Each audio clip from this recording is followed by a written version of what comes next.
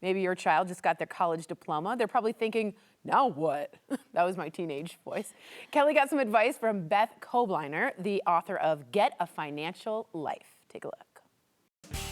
Hi, Beth. I'm very excited to be talking to you. This is a very important topic. So I know there are some looming changes happening with student loans. So what should recent grads be doing to prepare for this?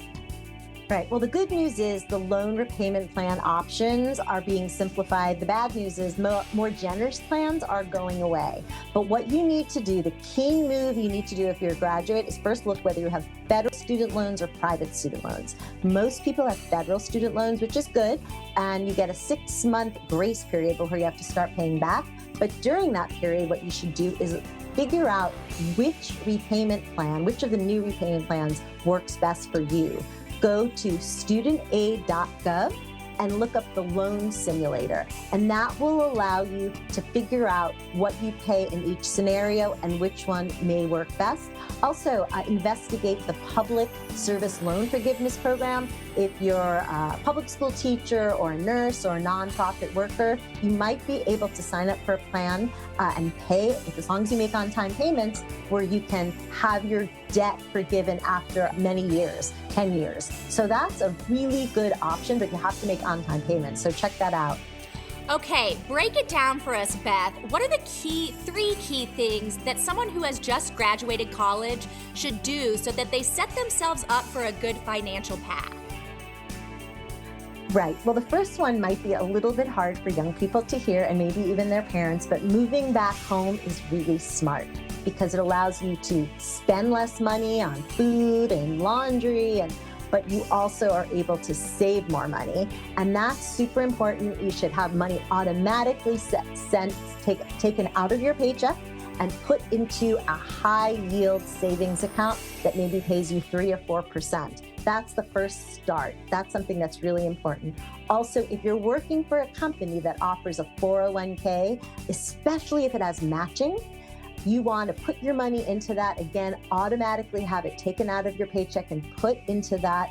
It has the word retirement in it, but it's a misnomer. It really should be called long-term investment plan. And even if we're talking about $10, $20, $30, this is probably the best investment you can make. Again, if there's matching, it's the equivalent. If it's a dollar for dollar match, that's the equivalent of earning 100% on your money guaranteed after taxes, and you can't get that anywhere.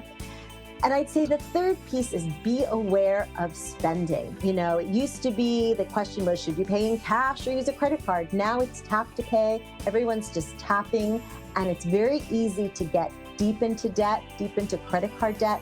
And unfortunately, young people are getting deeper into credit card debt. So you want to make sure to pay off your bill every month in full. And that means that you shouldn't buy something. It sounds so basic, but you shouldn't buy something that you can't afford to pay off in full. And that'll also help your credit score, because paying your bills on time, in full, every month is the best thing you can do to improve your credit score.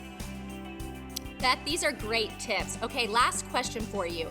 Entering the workforce can be super intimidating, especially for a new grad. So do you have any advice or wisdom for them? Yes, I do.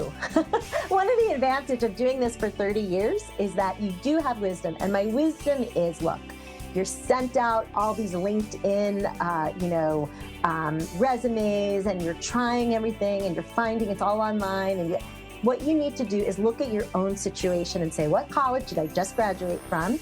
Who are the alumni from this school? Do they have alumni magazine? Do they have a career office with a list of alumni who will talk to you? Think about any of these careers that sound even remotely interesting to you. Even if they're not that interesting, reach out to someone and say, oh, I see you're in real estate. I don't really, I've been thinking about that. I was a business major, I was an English major, interested in housing, whatever the pitch is, say, can I spend a few minutes talking to you for an informational interview? And that kind of one-on-one, chances are they're going to say yes. Often people, if they get an email from someone or even a phone call, they might be more receptive to talking to you and helping you out. And that's really important. And you'll be different from most other young people because unfortunately, the phone calls, the in-person interactions are much less common. But using your network, And maybe that person doesn't have a job, but they know someone who might be able to hire you or might be able to talk to you. And that's how building a network works.